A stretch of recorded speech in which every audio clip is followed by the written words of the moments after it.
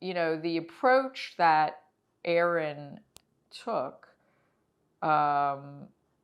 was very different from the other Yiddish organizations, some of which, I knew about from my time at Hemshech, and they were not delighted, in my recollection, because here was this upstart organization, and many people in the organization were not native speakers, and Aaron is not a native speaker. He learned all this great stuff. And I remember a meeting, I don't know, 25 years, a while ago, in New York.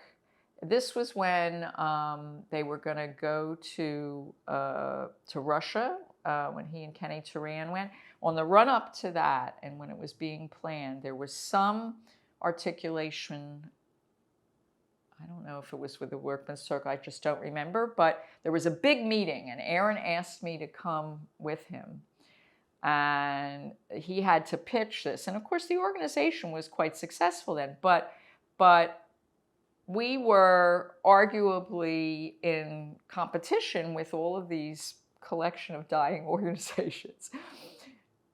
And we walked in, and I don't remember all the names of the people, but I remember that among them was the father of one of my ex-boyfriends from summer camp,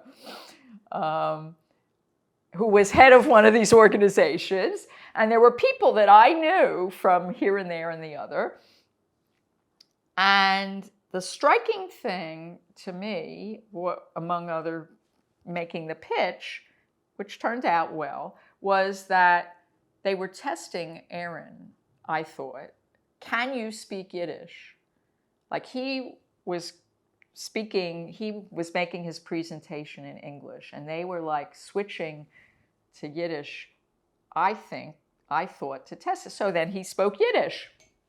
Too bad on you, And it was just such a dynamic. It was like they wanted to feel that the Yiddish Book Center was not Yiddish enough. And they couldn't do a damn thing. They were a mess, and we were not a mess, but they wanted to be the true Yiddishists, the pure Yiddishists, purists, whatever.